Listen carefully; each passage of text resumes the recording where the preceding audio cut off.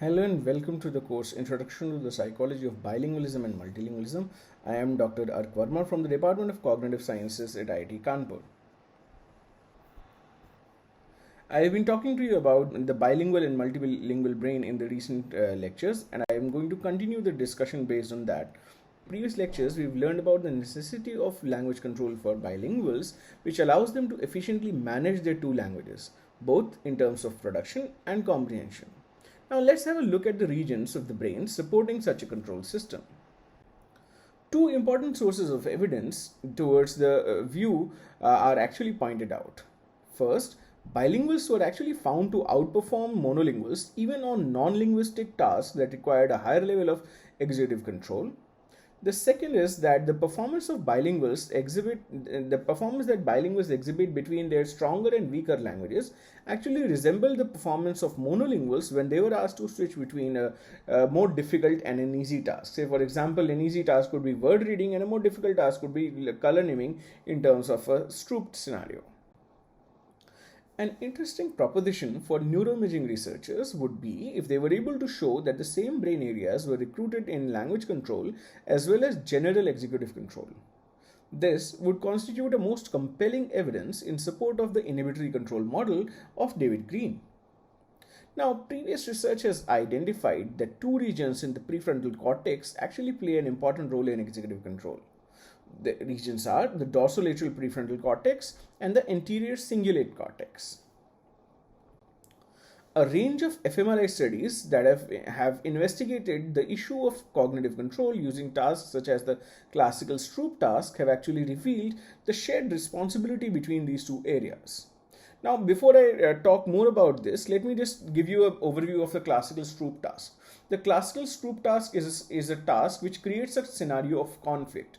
For example, in the traditional Stroop task created by J.R. Stroop in 1935, you would be presented with color names written in different inks. So you might be presented the color word green written in green ink, which is a congruent situation and therefore no conflict, but you can be presented with the color green, the word green written in red ink.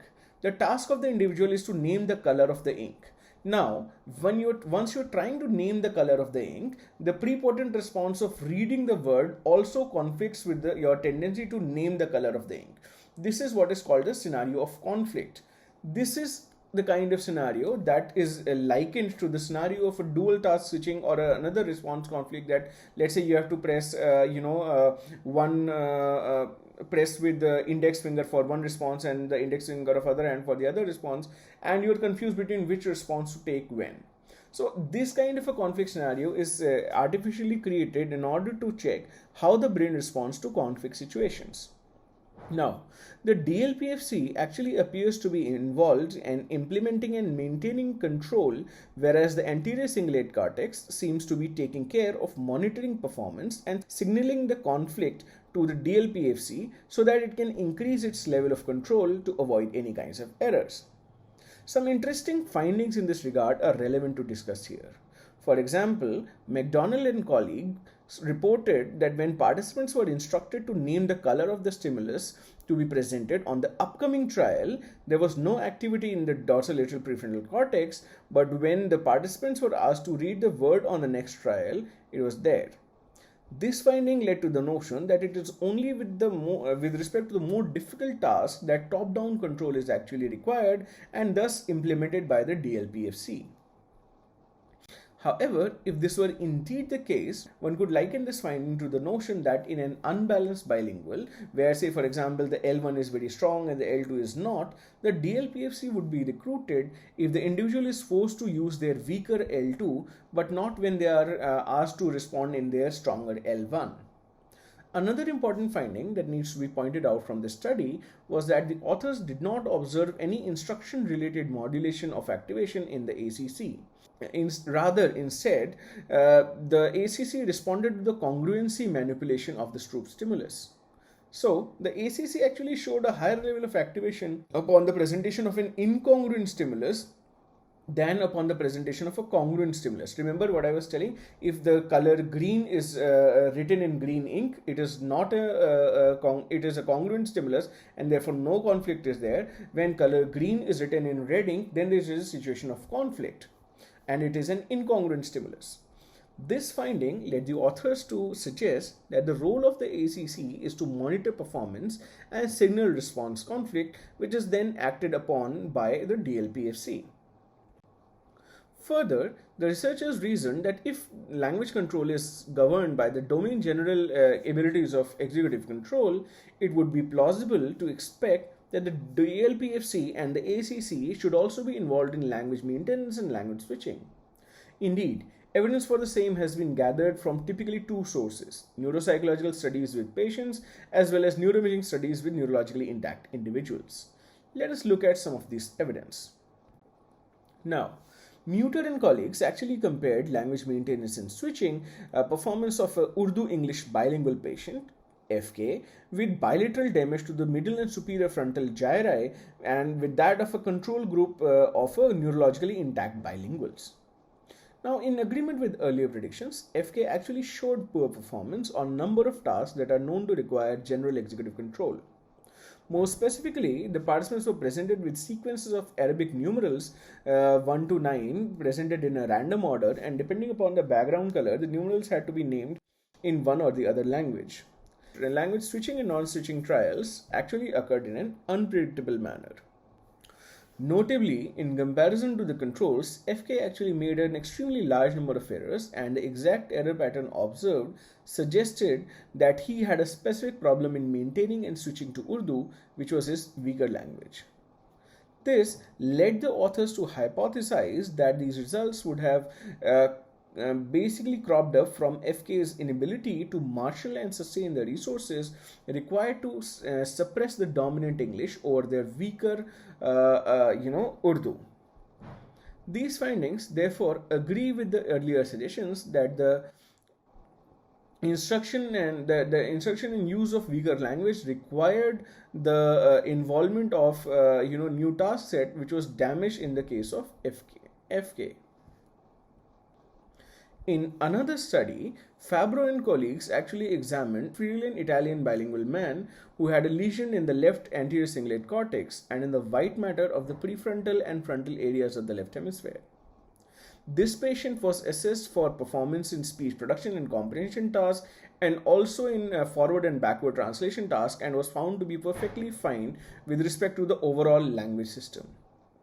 However, the patient failed to maintain the use of language of the specified language by the instructor, which basically tells us that while the language system is particularly intact and there is no problem with respect to the use of either language, the control is the problem.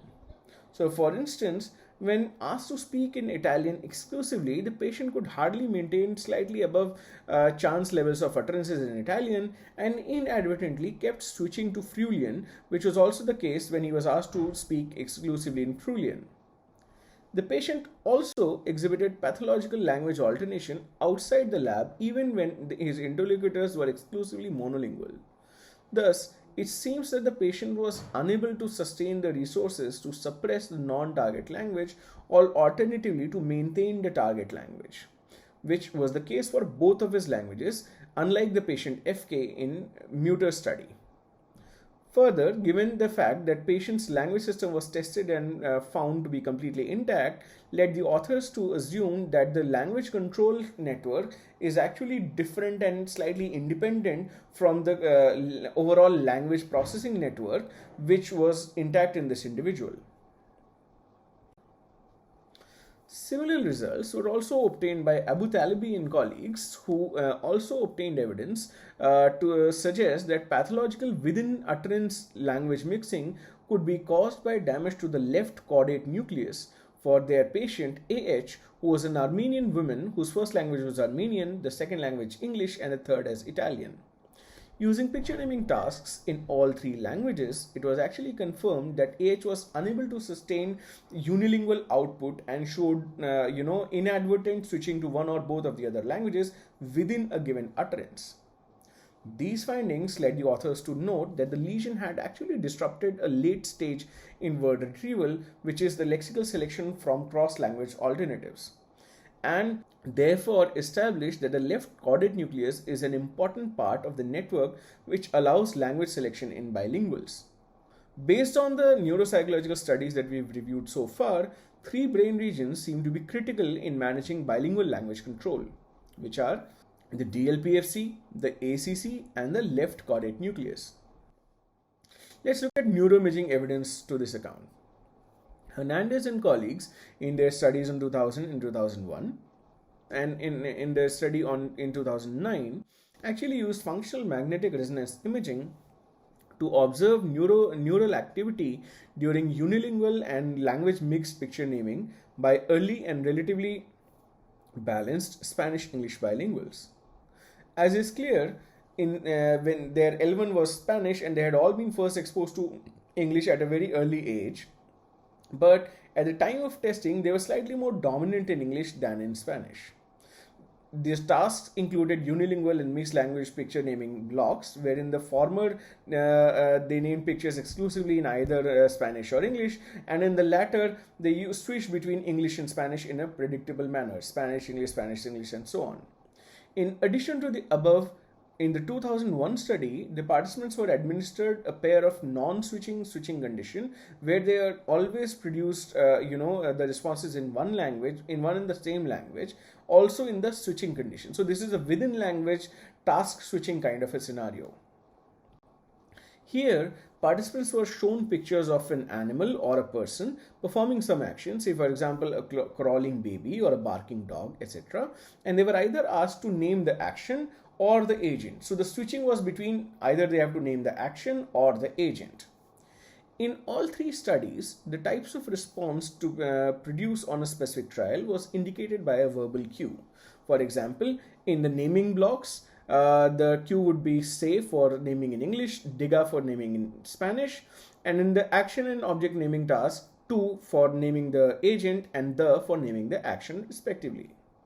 Now, this increased activation in the DLPFC during the language switching condition actually led to the conclusion that switching between languages in picture naming actually involved an increase in the general executive control as compared with the amount of executive processing required for unilingual picture naming.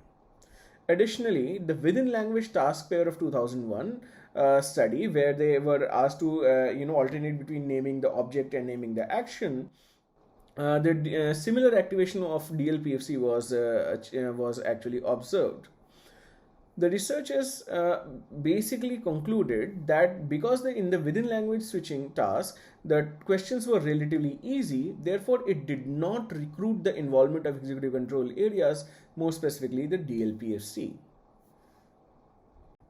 Finally, in another study by Hernandez and Mesquian in 2006, they tested a different bilingual population, which included all late Spanish-English bilinguals who had started to learn English after the age of 18 years. When tested, the Spanish was clearly the dominant language among these individuals. Now, these participants were made to name the blocks of pictures in either L1 Spanish or L2 English while fMRI scans were being made. These scans showed that increased activity in the DLPFC was observed during picture naming in their weaker language as compared to their stronger language. Now, so far we have actually seen mainly production tasks. Let us move to some kind of some comprehension tasks as well to understand whether these areas of language control, DLPFC, ACC and the caudate, are also recruited in comprehension studies as well. So, in an fMRI study, Krinin and colleagues examined the activation patterns in the brain for a group of Japanese English bilinguals and a group of German English bilinguals. Here, the participants were asked to make semantic relatedness decisions to printed word targets that were preceded either by a related or an unrelated prime. And these prime and targets could be belonging to the same language or could be coming from different languages. Interestingly, both of these participant groups actually showed activation in the left caudate nucleus as per the related manipulation. That is, left caudate was less activated in related conditions as well as in the unrelated condition. However, when the prime and target were from different languages, the level of activation in the left caudate was same in both conditions. So the left caudate is the activation in the left caudate, you can see, is being manipulated by related, unrelated, where the person is evaluating, and also it is much more active when the targets and the prime are from different languages, which also required some degree of control. So These findings led the author to conclude that the left caudate actually plays a very important and a universal role in monitoring and controlling the language in use. And these kind of results were also supported in another study by Abu Talabi and colleagues, where he actually examined the neural correlates of language switching during comprehension using event-related fMRI. The participants in his study were Italian and French bilinguals who were asked to passively listen to narratives that contained sudden and improbable switches to the other language. In this study also, the areas that were found activated were the left ACC, parts of the left DLPFC and the left caudate. Moreover, switching into the more exposed and practiced L2 actually showed a less extended activation pattern in direct comparison between the two types of switches, showing that switching into L1 selectively engaged the caudate and the ACC. So you can see here that depending upon the task requirements, the activations in these areas actually change. Now, these findings led these authors to conclude that the brain's executive control network subserves both language production as well as language comprehension function, and that selective activation in the ACC when switching into a less exposed L1 probably hinted at the level of enhanced control required to process the less practiced language. In summary, we can say that the results from both the neuroimaging and the neuropsychological studies suggest that the areas of control are actually the same with regard to both comprehension and production, which are the DLPFC, the ACC, and the caudate, especially from the left hemisphere. This is basically what I wanted to share to you about language control and the neural regions underlying language control. I will move on to a different topic in the next lecture. Thank you.